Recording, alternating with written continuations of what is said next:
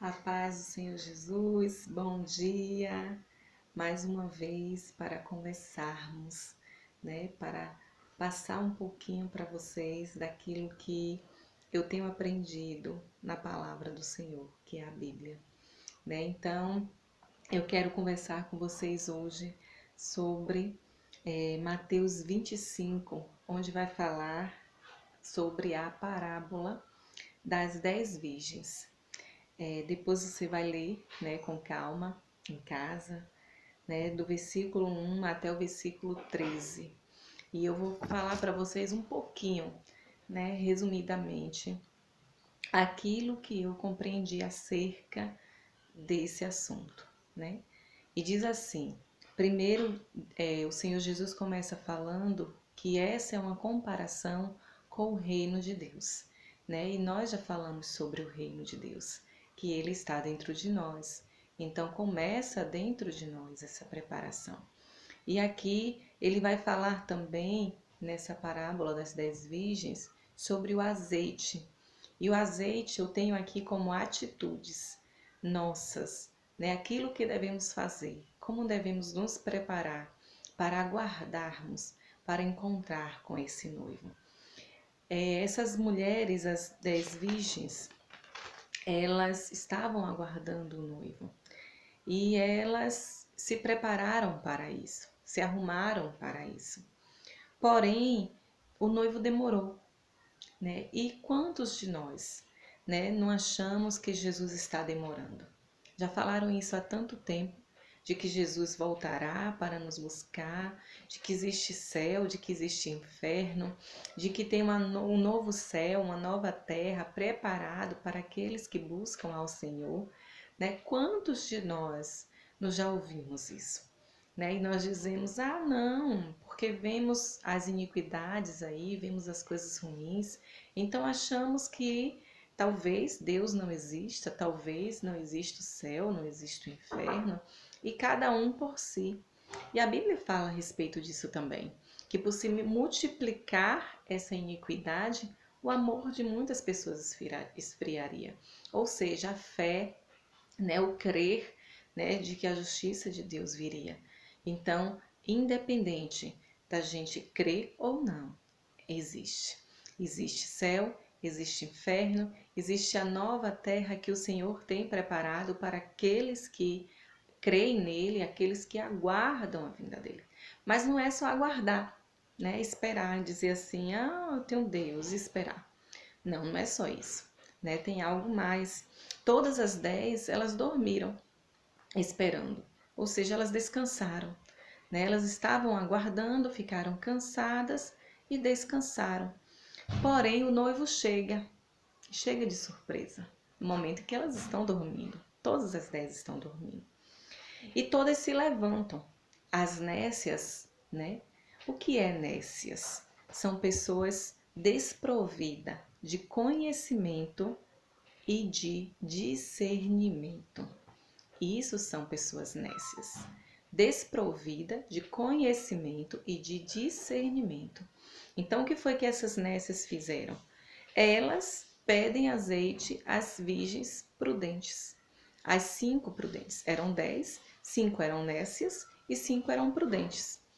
E essas nécias, no momento que o noivo chega, elas pedem azeite às prudentes. Só que as prudentes, elas disseram que não poderia dar, porque se elas dessem do azeite delas, elas também iam ficar com as lâmpadas delas apagadas. Então, as nécias precisam sair naquele momento, na hora que o noivo chega, para ir comprar o azeite, né? E Ezequiel 18, do versículo 26 e 27, vai falar justamente sobre isso, né? O que é que vai acontecer, né? Que às vezes a gente está aguardando, né? Essa volta do Senhor Jesus, a gente está esperando, mas o tempo vai passando, as coisas vão passando, vai demorando. Então o que é que acontece, né? O justo começa a se desanimar na sua justiça. Os bons começam a se desanimar na sua bondade. E aqui em Ezequiel 26 vai falar justamente sobre isso, que desviando-se o justo da sua justiça, e cometendo iniquidade, morrerá por causa dela. Na iniquidade que cometeu, morrerá. Mas, convertendo-se o perverso da perversidade que cometeu, e praticando o que é reto e justo, conservará ele a sua alma em vida. Ou seja, temos a oportunidade, né? O perverso tem a oportunidade de arrependimento e de mudança, e o justo é para se manter na sua justiça. Não é porque está demorando essa justiça de Deus, ele se desanimar e então se juntar com aqueles que praticam a iniquidade, que praticam o mal, né? Se assemelhar a essas pessoas. As prudentes, elas entraram com o noivo, e as loucas, as nécias, as sem conhecimento, sem discernimento, não entraram, pois elas saíram para procurar o azeite. E quando elas voltam, não dava mais tempo. Quando elas voltam, não dava mais tempo. E aqui nós temos aquele versículo de Isaías que fala, né? Isaías 56, versículo 6, que diz assim: buscai ao Senhor enquanto se pode achar. Invocai-o enquanto está perto.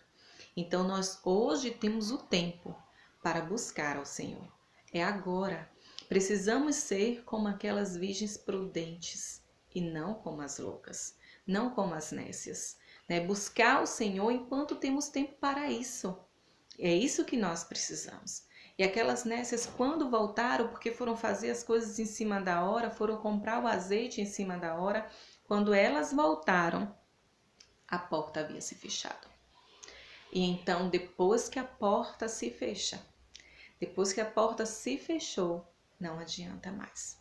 Não adianta choro, não adianta arrependimento, não adianta gritar, não adianta clamar misericórdia, porque a porta se fechou e ela não vai se abrir.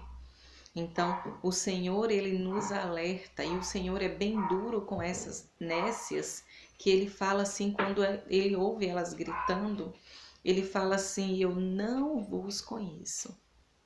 Por quê? Por que será que o Senhor fala assim? Eu não vos conheço.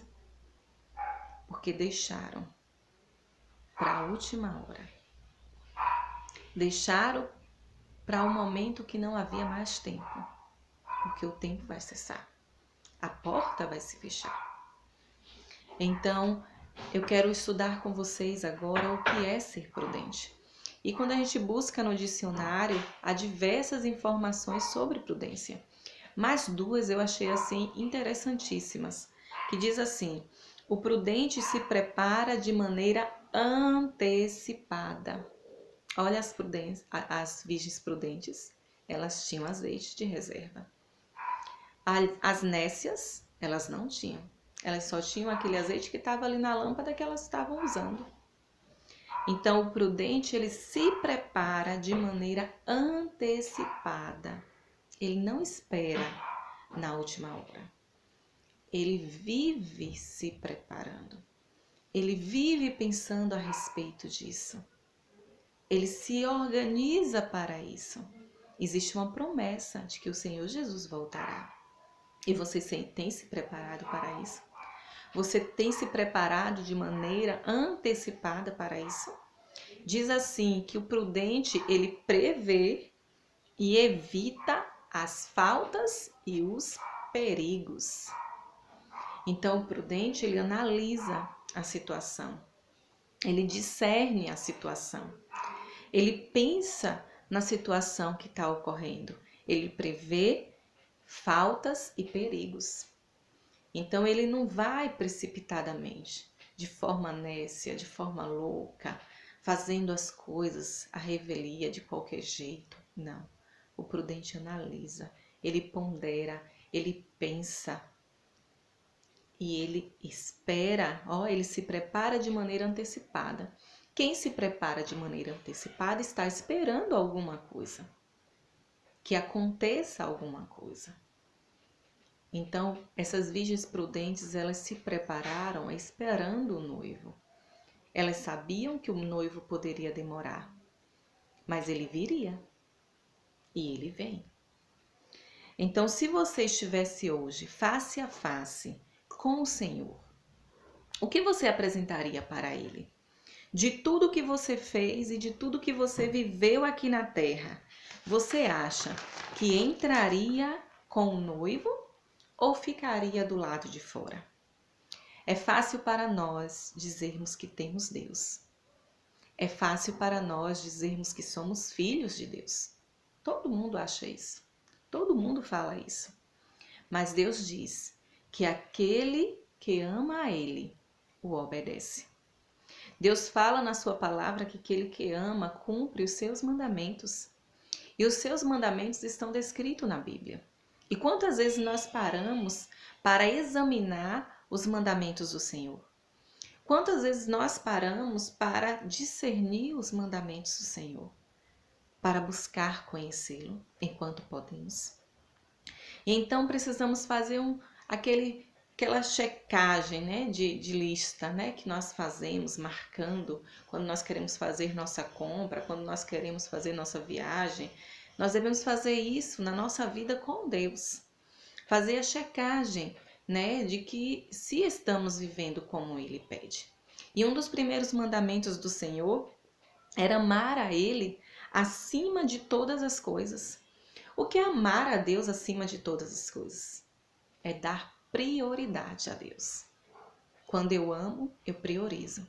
Quando eu amo, não existe falta de tempo. Quando eu amo, nada é mais importante do que aquilo que eu amo. Porque eu amo de verdade. Então, quando amamos ao Senhor, damos a Ele a prioridade nas nossas vidas.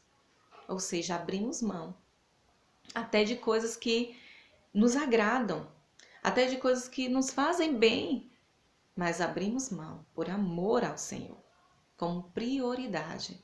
Entregamos a nossa vida a Ele. E o segundo é amar o meu próximo como a mim mesmo. Será que eu amo o meu próximo como a mim mesmo? Porque o Senhor fala, né, na sua palavra desse amor ao próximo. E aí, muitas vezes, a gente quer a misericórdia para nós.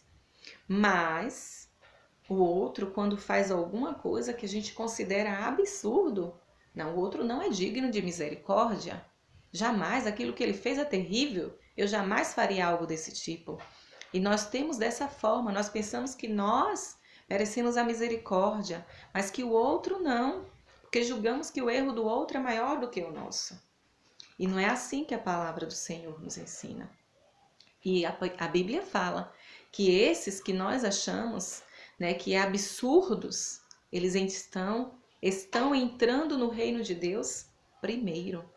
Eles estão se arrependendo e eles não têm a vida deles por preciosa. Eles entregam-se por completo ao Senhor.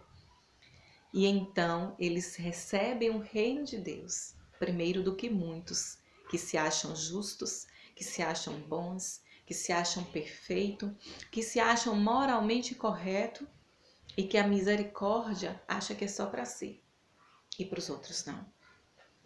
Devemos ler a palavra do Senhor, devemos meditar na palavra do Senhor, porque o reino de Deus começa em nós a partir do arrependimento, quando reconhecemos quem somos. E então, para finalizar, nós podemos analisar também a oração do Pai Nosso, que todo mundo ora a oração do Pai Nosso. E aí nós oramos e oramos e oramos, mas não refletimos na oração. E uma das coisas é: perdoa as minhas ofensas, assim como eu tenho perdoado aquele que me tem ofendido. Você está vendo que o perdão de Deus, ele ocorre tão somente se você perdoar. Se você não perdoa, você não é perdoado. Então, o perdão de Deus você recebe a partir do momento que você perdoa. Analise a sua vida. Faça a sua checagem se você está preparado para se encontrar com o noivo. Porque a palavra de Deus fala em Isaías 22, que eu quero ler aqui para vocês, Isaías 22, Apocalipse 22, o versículo 11 e o versículo 12, que diz assim: 22, 11 e 12, diz assim: Continue o injusto fazendo injustiça. Continue o imundo ainda sendo imundo. O justo continue na prática da justiça. E o santo continue a santificar-se. E eis que venho sem demora. E comigo está o galardão que tenho para retribuir a cada um segundo as suas obras. Então, que o justo continue na sua justiça. E aqueles que não estão na justiça, que se voltem para o Senhor, que se arrependam, né? E que reconhecemos que o noivo está vindo. Amém? Jesus te abençoe.